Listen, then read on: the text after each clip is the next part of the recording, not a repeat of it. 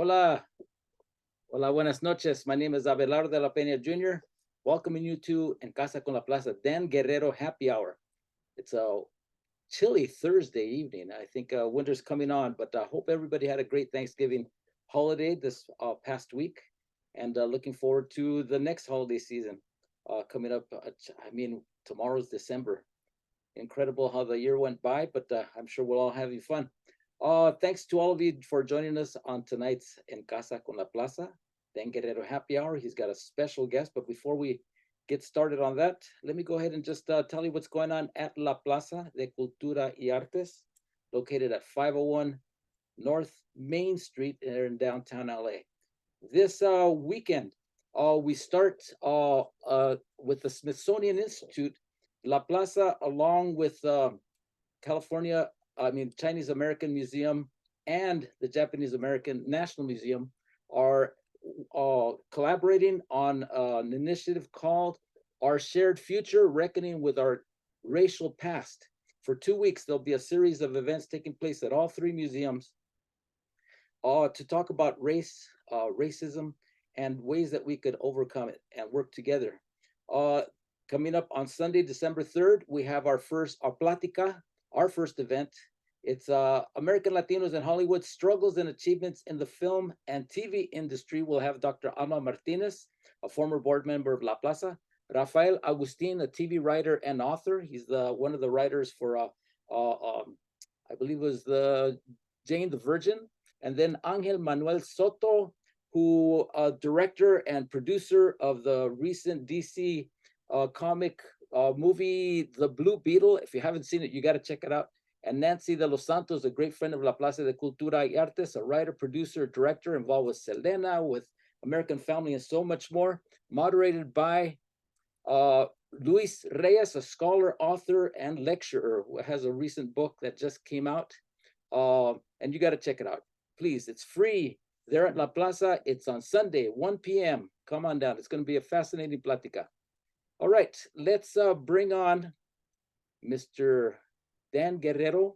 Please zoom in. That's pretty quick. Sometimes it's a good 3 or 4 beats while I'm looking for the button. So I'm getting real good at this, right? It is winter. What the hell happened?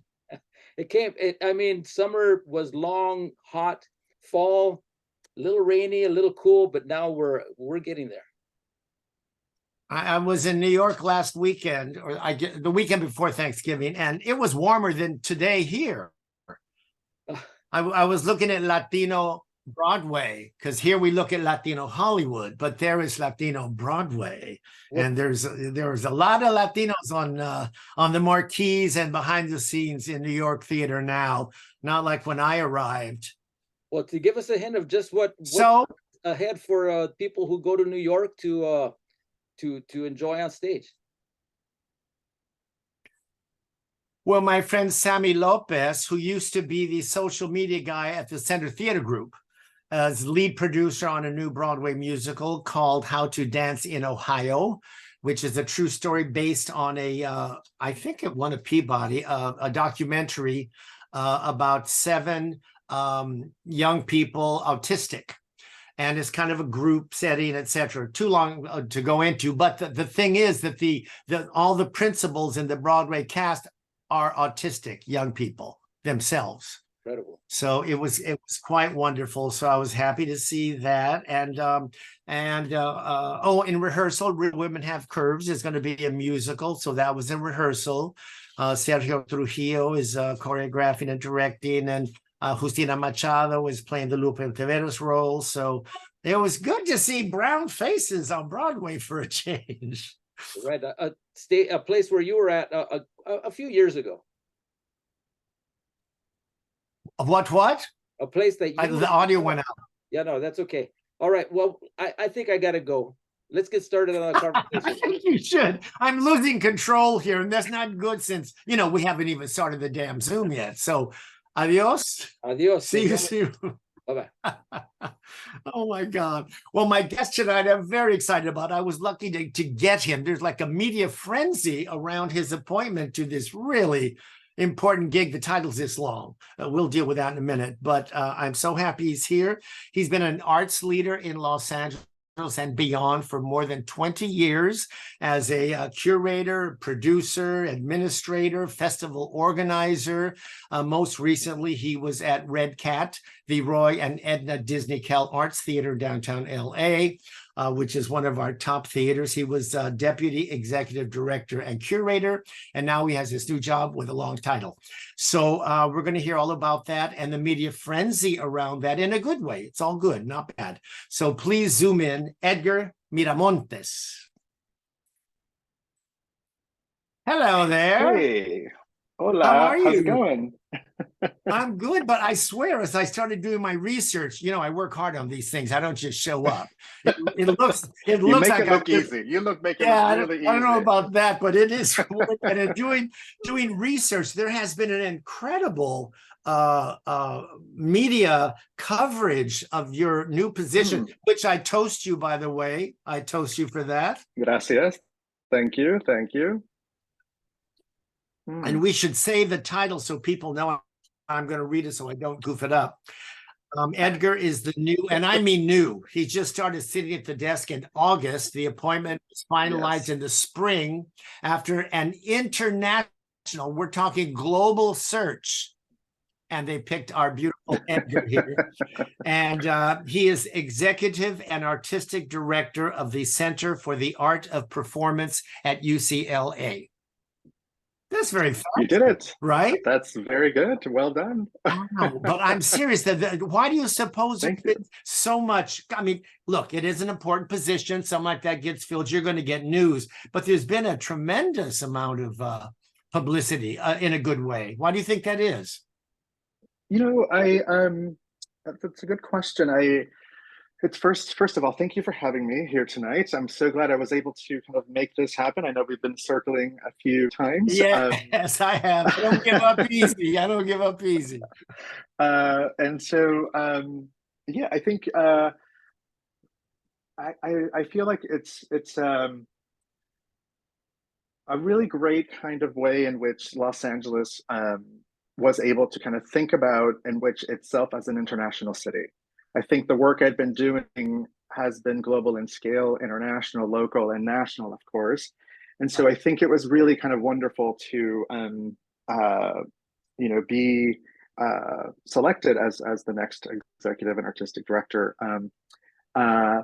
And you'll see my dogs. I'm watching him. I'm barely listening to you. I'm busy seeing your dog there. That's what they say. Never bring a dog to the performance. That's because right. They're going to steal the show. Never work with steal children or dogs. You should know that. But let me ask you, another reason must be, Edgar, as I understand it, are you not the first person of color in that position? And they've been offering public performances since 1936. Well done. Yes, 1936 is when UCLA first began its performing arts program. And you're the first person of color. I am. That's right. And it's an incredible moment. I think it's. I think listening to you earlier, or speaking to you earlier, about seeing people who look like us in these kinds of positions, or like on Broadway, as you were just describing. And it's an honor, really, to kind of be in this role, and also think about the way in which my work really does speak to what this position is able to do, right? And the kind of work I've done in the past, and in which I think goes quite a bit beyond what we look like and identity, right? I think it's really wonderful to think about it in this moment in time, but that there is quite a bit of pride also. I think my family, we immigrated in 1988. From Puerto Vallarta. You were born in Puerto Vallarta. From Puerto Vallarta.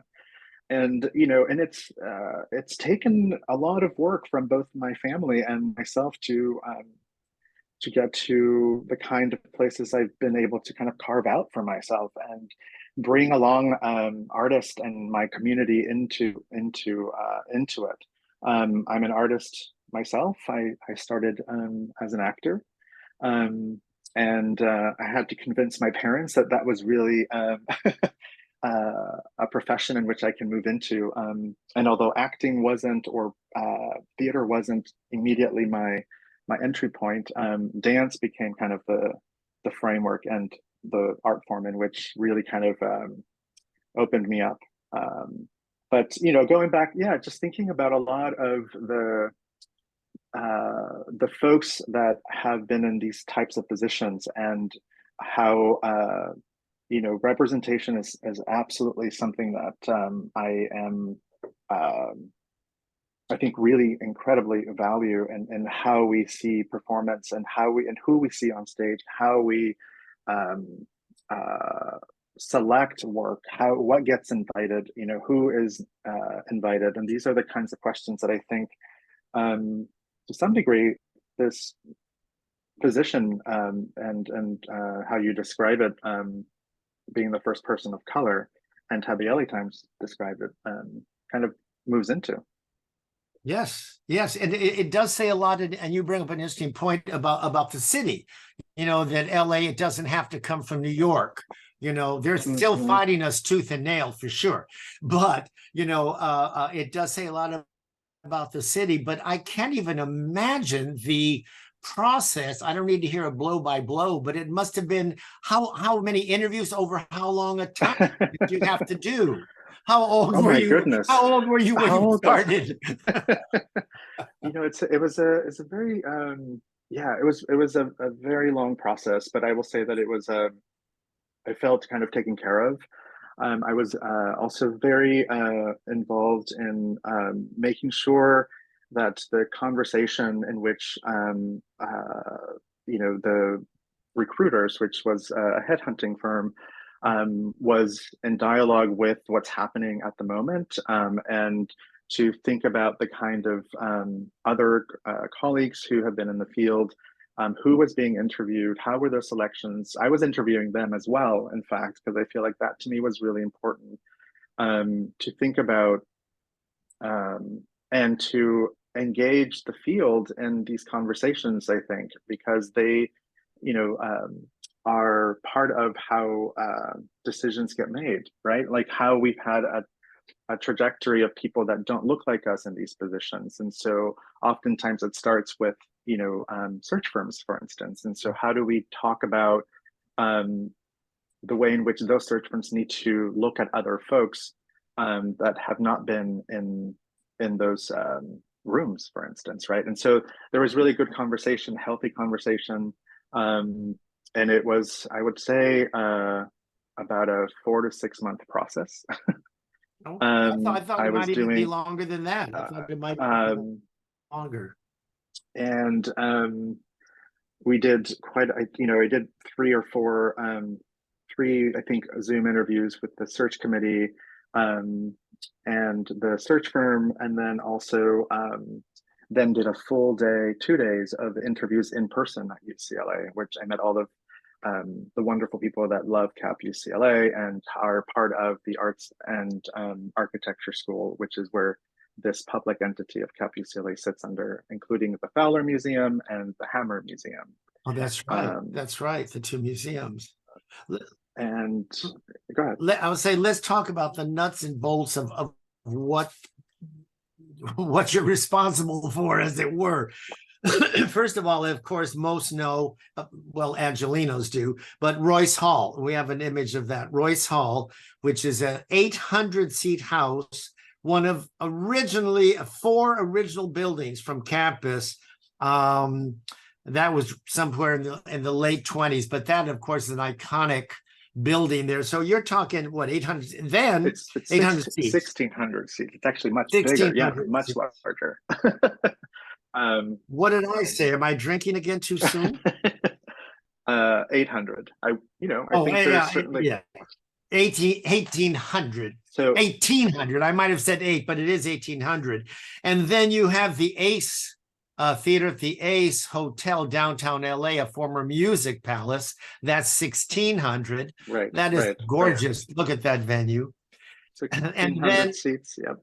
Yeah, that's a beautiful. Oh man, the first time I walked in there, my jaw dropped. I think of all the theaters that were just restored down here. That is the most lavish. I love the mine, but that's a whole other. That's a whole other thing. In fact, that's where I co-curated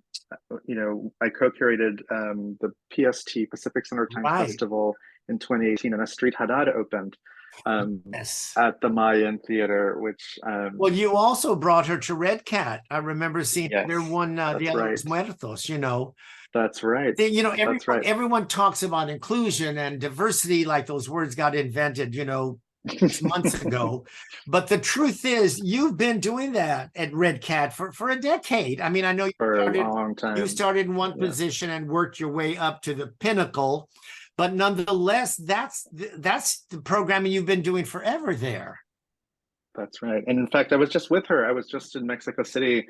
I was invited to the Muestra de Teatro of Mexico, a festival that happens in different parts of the states in Mexico. Oh, wow. And then did a side trip to Mexico City and see work there, trying to kind of really build also an ongoing relationship with the Ministry of Culture there and artists from Mexico to kind of think about, we're so close, and including the border. I met a lot of people from northern Mexico, and Street Haddad invited us and welcomed us. I was with a group of other programmers and invited us to her home for a dinner, and it was like coming home, and it was really, really beautiful. And Street is just for those that don't an know artist who I still love. For those that don't know Yes, Street, please. I don't even know how to describe her. I guess performance artist covers a multitude of sins, but she's extraordinary. She actually, I produced a talk for Paul Rodriguez back in 90 to 93. Oh, wow. You were born. And Astrid was a guest. She was a guest.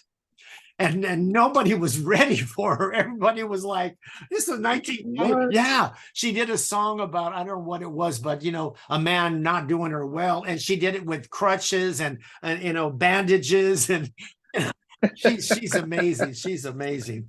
But now the three venues we just saw, each is so distinct in their own personality, and I would imagine their own audiences. So I would think you would perhaps, put something into Royce Hall that would not work at the Ace or vice versa. So you're which is good for you. You have several playgrounds, right? That's really what's really fun about this, and just beginning to tap into what those possibilities can be. But yes, absolutely.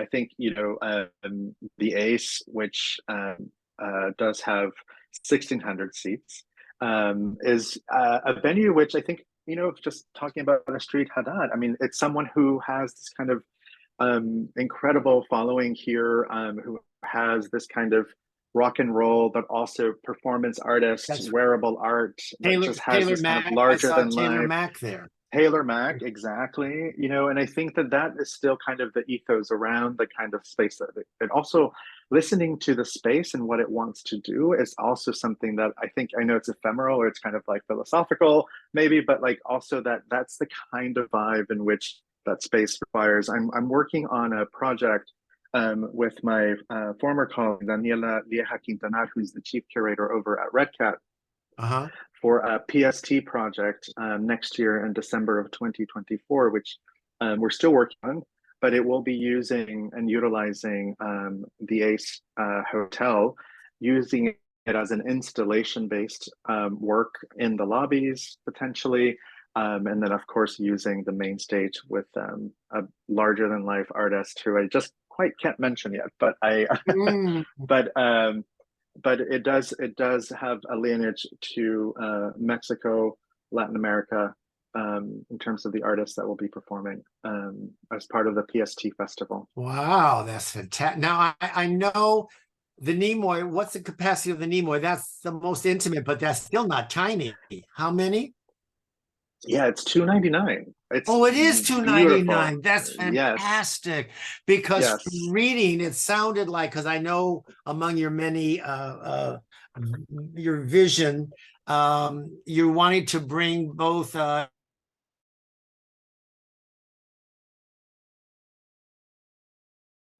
disciplines Yes, to yes, work together. And it sounds like that would be the playground where you would put in the Nimoy.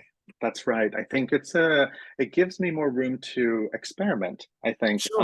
And I think to give artists the kind of leeway to make new work, to meet each other, to I think show work in kind of in smaller kind of intimate way of kind of working with one another. I'm thinking quite a bit about also process as performance, and kind of having this dialogue with the community, which is very. This theater is on Westwood, and it has a really vibrant community of restaurants and other folks in there. And so Sure. also thinking quite a bit about like how we integrate ourselves into the community that's already there in ways in which I think art and artists can invite conversation, people walking into the space, and kind of creating an art center for development of new work, and for people to kind of be curious about it and kind of come in and see potentially some rehearsal what's Oh, happening. that people would love that. People love that behind the scenes thing. Yeah, that sounds I mean, fun. of course, given every project and every artist is different, but kind of thinking about that ethos is kind of something I'm really interested in doing. But it does have have you been yet, by the way? You haven't been To to the where? Nimoy yet. To the Nimoy? No, I haven't been there You yet. have to come. You have to come. Oh, But it does have a bit of like the um a Joe's Pub feeling to yeah, it, yeah. where it's a very flexible space. It has cabaret seating, Fantastic. and it's got state-of-the-art sound, and it's been really fun to kind of see. We're about 15 shows in now this Saturday, and it's been really beautiful to kind of see how artists have been using that space in different ways. So there's Uh, already programming in there. there's already programming. That's right. Oh, So what kinds of things have been there? What kind of artists in particular? lots of music. We had Venezuelan born singer Nella just perform recently from her latest album. A lot of music, jazz. Ann Carlson, who's a choreographer, also did some work there. So we're trying it out in different spaces. Also, Omar Offendem, who's this hip hop poet person who was also artist, who's used the space for the first time with the cabaret seating, which is really awesome to see, and to see the kind of what the theater can do has been really fun, and like listening to it. It's very exposed too. So like when we were talking about earlier, there's no real wing space, Right, so right. it kind of has like that Is it 3/4 wants to or be seen. is it proscenium? It's a proscenium. It's a proscenium, yes, and it's 150 fixed seating, and then the bottom floor, the remaining seats can be That's flexible. fun. The stage can be extended and or reduced. It's really really playful. That's fun. Playful is the perfect word for that, please. Now, if things are already being programmed, you've only been there 10 minutes. Wasn't the former director who'd been there for, I think, about a decade, right? Christy Edmonds. Christy Edmonds. How far in advance had she programmed, or are we already seeing your stamp? No, Christy, I believe, left about 2 years ago, and so we have had a wonderful team of co-directors, Ah, Meryl Friedman and Fred Frumberg, who programmed the season this year. So what you see at capucla.edu is programs that are upcoming, that were planned about a year, maybe 8 months before the announcement in June. Most of the program, it's interesting because these positions, I programmed most of the stuff that's happening at REDCAT still, in terms of the performance program. So I'm coming into a place that already is being, receiving some life and kind of seeing it play and kind of beginning to kind of think about what it can do. But the program I will start will be in fall of 24. So, and hopefully that'll be announced very maybe like I want to say in spring. Wow. So yes, nothing yet in terms of what's there now. And they've been a really wonderful team to kind of work with to not only have the place open, which they did a lot of that work, Yeah. but also to kind of be really thoughtful about the programs that are there now. The ones I just mentioned were some of the artists I've been looking at as well.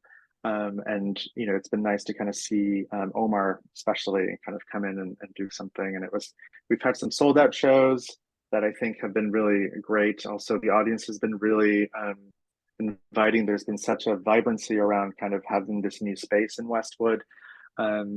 And also it's been really beautiful to see some of the folks from REDCAT in the community that I've been a part of to also come out and see some of the work.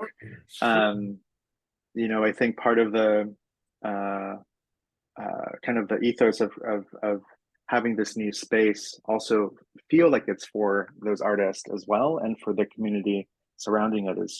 It's been really, really well received, I will say. Let's back up a little bit. You mentioned the Pacific Standard Time. That was you were co-curator and co-produced.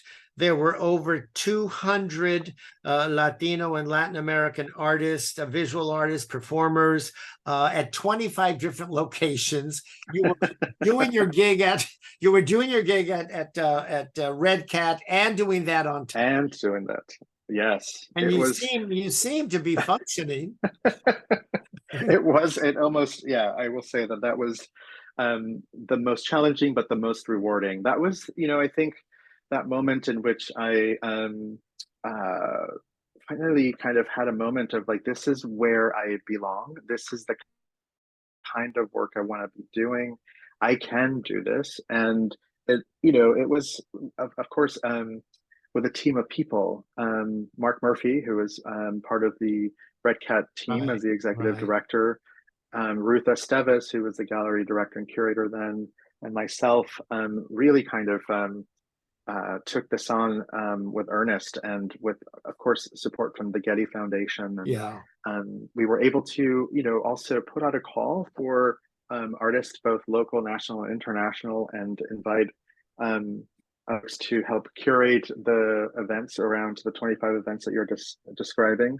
And then, of course, some that we put together, like another artist who I'm very fond of, or a collective called Teatro Linea de Sombra, which is what was co-curated in 2018, was invited then. Astrid was part of that, of course. Yeah, there was quite a bit of excitement around the conversation between Latin America and Los Angeles. And that was, it was really, really formative and huge. I mean, successful. It was huge. It was like successful. Huge. Yeah, I felt like part of the beauty of it is that it felt like Los Angeles had like this, for that moment, had like a and it comes and goes, this vibrancy, this pulsating kind of, everybody's out to see work. It was a 2-week endeavor with just a robust programming, and it was wonderful. And I'm working towards something on a smaller scale for 2024 with the next PST Art and Science. Collide is the title of the PST. Collide. I love 2024. That sounds like the kind of gig that you did, the Pacific, where you kind of get to use all of your talents. I'm saying, sometimes you use this part, sometimes that part, and then some things you know how to do all 20 things that are required. And that can be just personally fulfilling. That's right.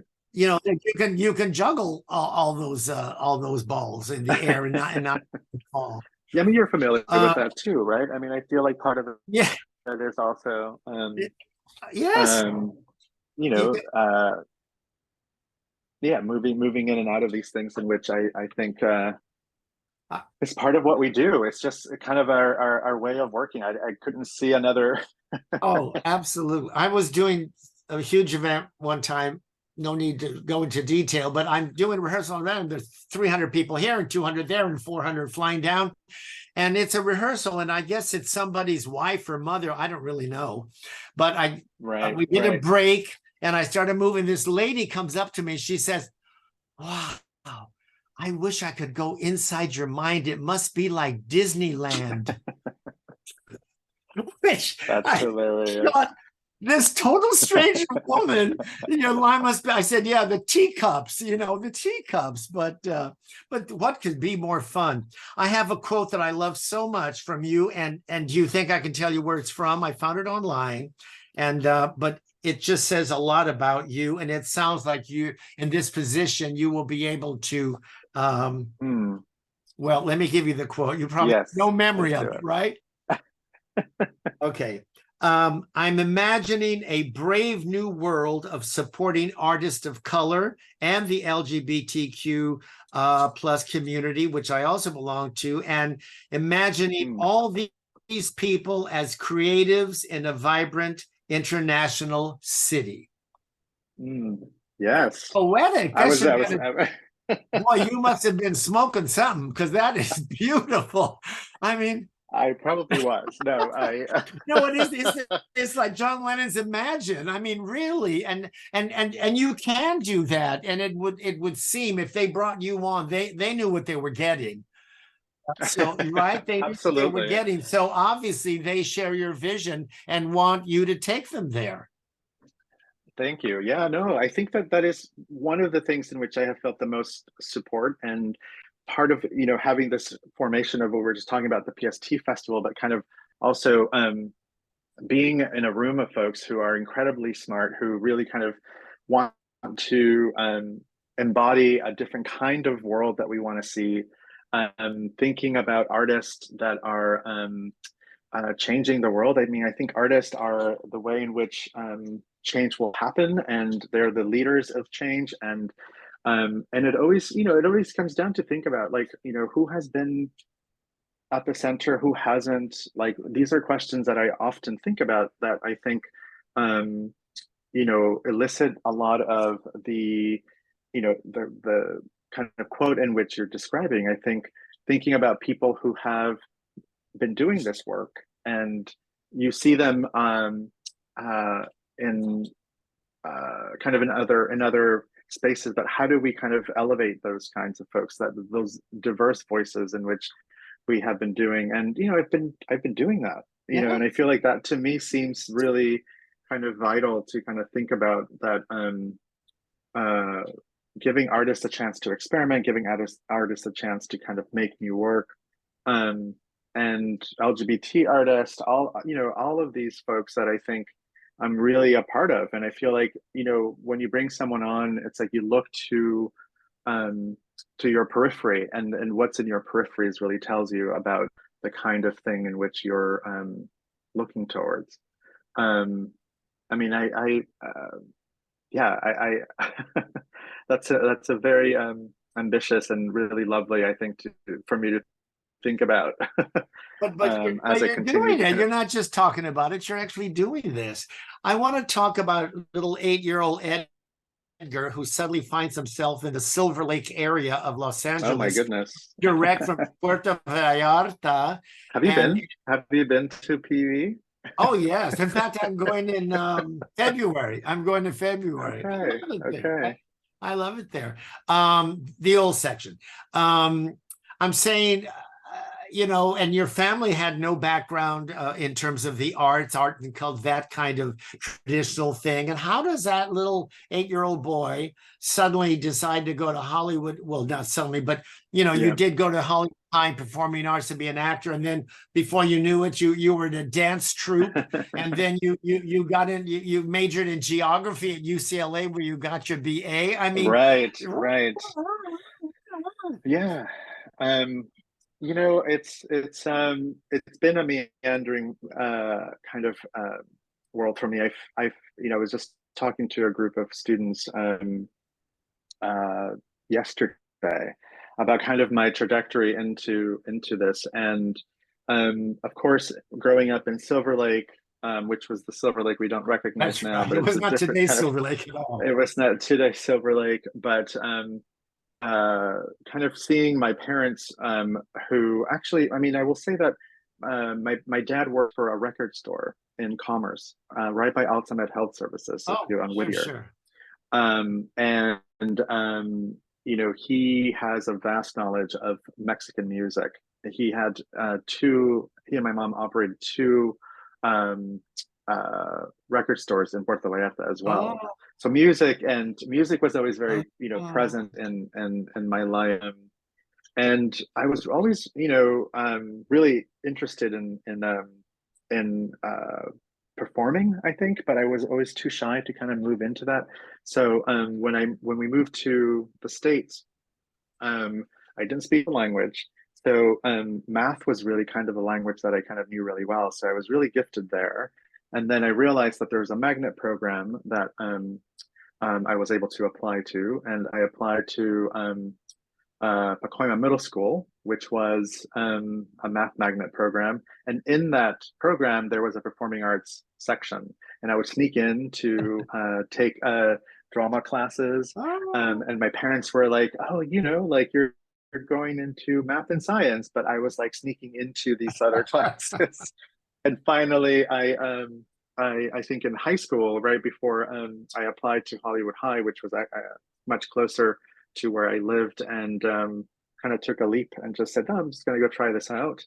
Went in and started doing some theater, and within that, I remember not having auditioned before, but you had to audition to do the thing, and so I was just like making things up as I went, really. Sure. And it was right up to high school that I needed to apply for college and realized that I was undocumented at that time. And so my college counselor, who I love dearly, was able to kind of find a way for me to go to college. And at that point, I was already dancing, and I started working with Abbas International Dance Theater, and I met Jamal and Tony, who were the co-directors and who took me under their wing. And I was doing Middle Eastern dances, Iranian dances, and for about 8 to 10 years. 8 to 10 years you did that? 8 to 10 years, yes, it was a Wow. long time. Wow. And they took me under their wing. That like they kind of really applied for grants for myself through the California Arts Council and things like that. And I was able to pay for college through my performance work with this company. And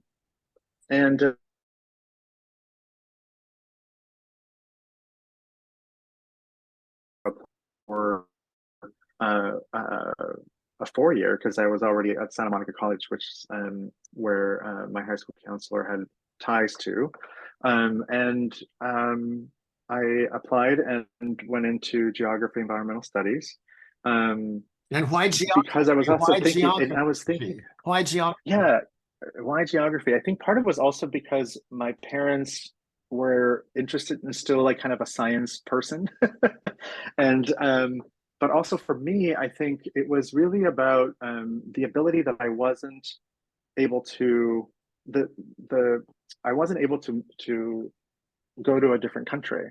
I wasn't able to go and travel and migrate and move around really. And so geography became kind of the space where I would think about political geography, physical geography of other spaces, and it became kind of an imaginary for me to think about the world in a way that I couldn't visit, but only through this particular discipline. And that's where kind of some of my reach around how do folks engage, how do was all kind of through this discipline, both physical geography, but also the cultural, the political. and it wasn't, it was also something that I didn't think about this then, of course, but it was something that opened up quite a bit for me, as a choreographer, excuse me, as a dancing with choreographers and dancing with kind of thinking about space was also something that I felt this discipline was able to kind of open up that kind of imaginary space for me.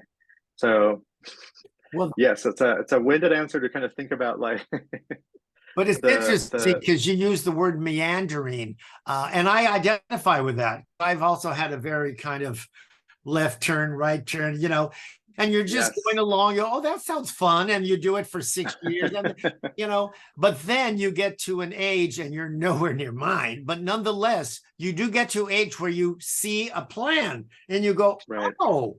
And all those things, all those experiences, all made you who you are today to be able to do what you're doing. All that meandering Right.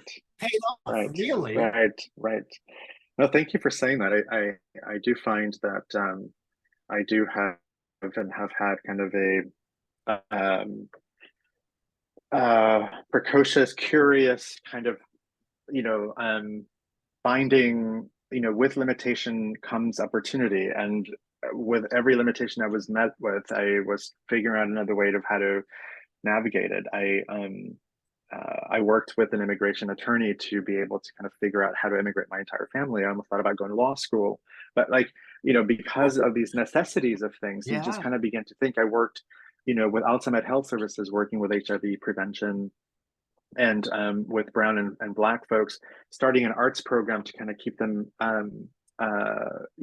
interested in prevention and thinking about them as healthy beings, like so there's all of these other ways in which like there's a creativity around kind of curating your experience and to land where you are, and also finding dance and really kind of and performing and doing these things in which meeting different people in the arts world was also very useful, because they also had other ways to kind of influence the way I was making and the way I was thinking, and it just kind of you follow your instinct to to some degree. Yeah, so I think the kind of someone asked me recently, a student, if that kind of life choices, and I said, well, often there weren't choices. I had to make those things happen because I didn't have a choice. That's right. And asked me if there was if I found that to be impeding to kind of where to the kind of place where I am at now. And I said, well, I think being in this position now really says a lot about the kind of way in which you can arrive to another place. That's right. And isn't always a direct line, which often never is, really, frankly. No, it never is. And there are times when you feel that you have life is taking you where you need to go when you're hanging on best you can, but exactly. But there's obviously some plan, because it's quite well. Here we are, right? But no, clearly, but no, of course. because you've worn all those people's skin. You know what it's like to be on that side of the stage and on this side of the stage, to be in the wings sometimes, and then it comes together. And in this particular position, it sounds like all those things are coming into play for you. Yes. Yes. Do you have any personal life at all? I mean, do you have a weekend where you just hang, or you What's just a weekend? Forever? Yeah, that's what I thought. That's what I thought. No, yes, I think that there is something about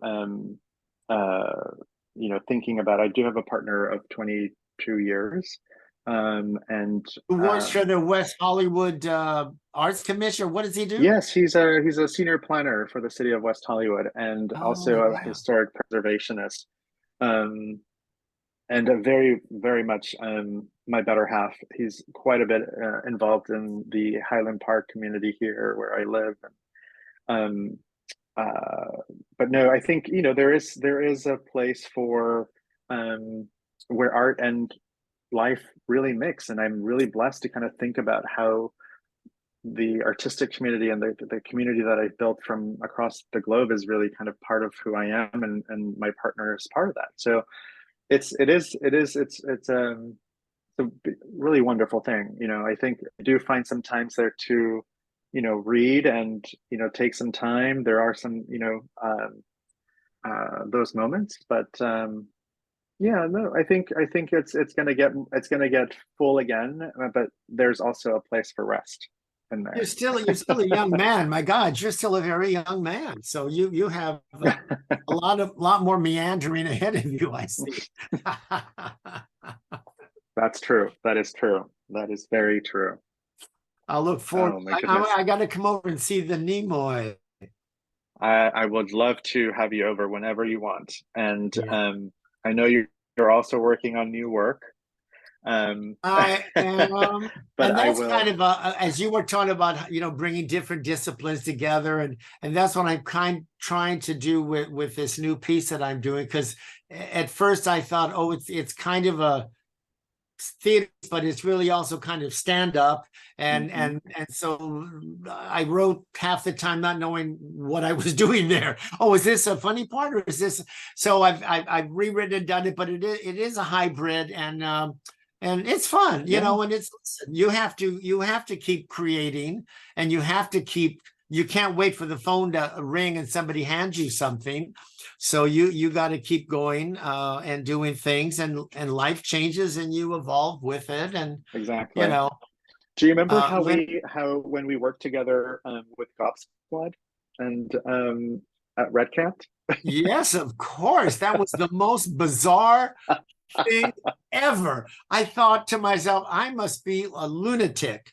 It was such a fascinating experience, though. It was they were from Germany, right? Yes, they were German British. Yes, that's right. Which is another really great ensemble. Yeah.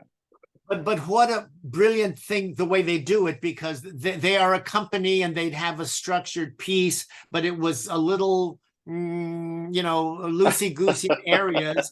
And then because in each city they would invite, I think it was 3 young people who, as I recall, they said, whose life is entirely ahead of them. And then 3, let us say mature, who are in the September, October, and November of their years. And that's what.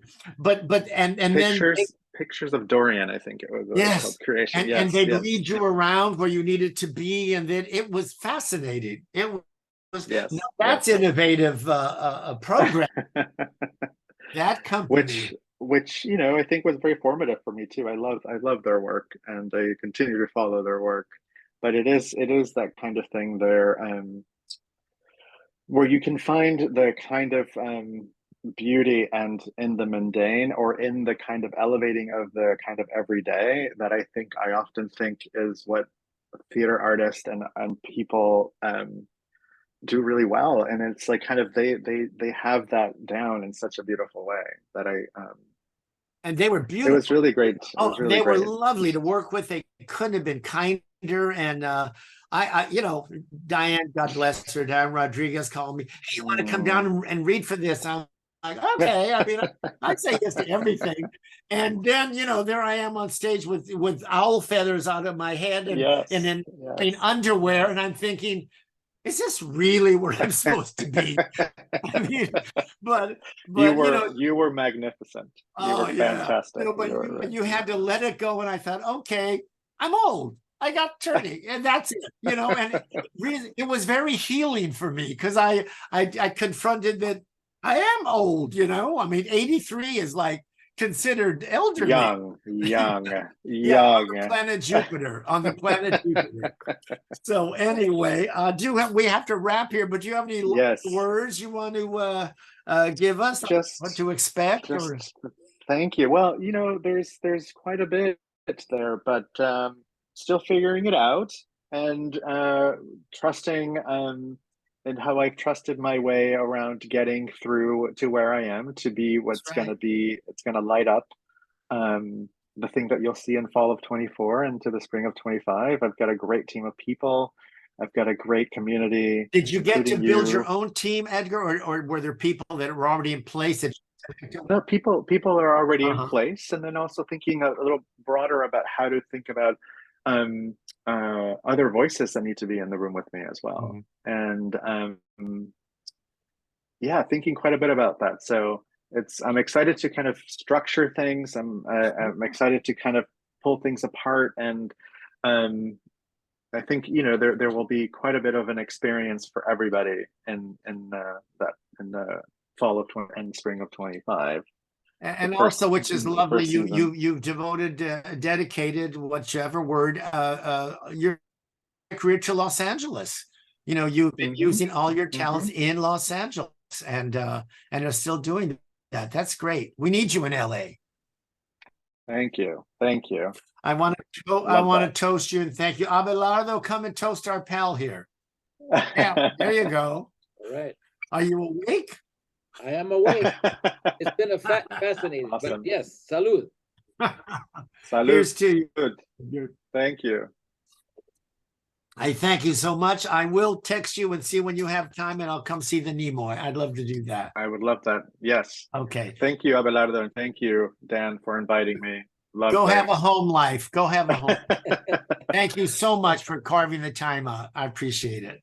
Bye. Thank you. Talk to you soon. Bye. Bye-bye. Thank you, Dan. Thank you, Edgar. And thank you out there joining us tonight on En Casa con la Plaza, Dan Guerrero Happy Hour with Edgar Miramontes. What a fascinating character. And I love the meandering a character of all his work and what he's done and where he's going. And that's what's most fascinating.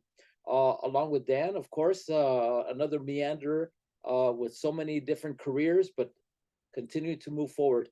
So with that, I'd like to thank you again for joining us tonight. If you didn't catch this entire episode, if you want to watch it again, we'll be posting it on our YouTube page at La Plaza LA. So please join in, and also on our Facebook page. As I mentioned earlier, we will, La Plaza de Cultura y Artes, along with the Chinese American Museum and the Japanese American Museum, are participating in this program and initiative by the Smithsonian called Our Shared Future, Los Angeles, Reckoning with Our Racial Past. It's taking place from December 1st, tomorrow, through the 17th. Symposia, panel discussions, films, family activities. It begins tomorrow at the Japanese American National Museum with a plática with Dr. Barbara, no, excuse me, with it's a conversation on race, opening the dialogue, and we will have different speakers, including our own Leticia Reed Buckley, the CEO of La Plaza de Cultura y Artes. And then again on coming up on Sunday, there at La Plaza, we will have a plática called American Latinos in Hollywood, Struggles and Achievements in Film and the TV Industry, with some incredible panelists, moderated by Luis I. Reyes, a scholar, author, and lecturer. That's taking place on Sunday, December 3rd, 1 p.m. It's free of charge. Come on in, join us, and we hope to see you there. And until then, muy buenas noches. Hasta la próxima.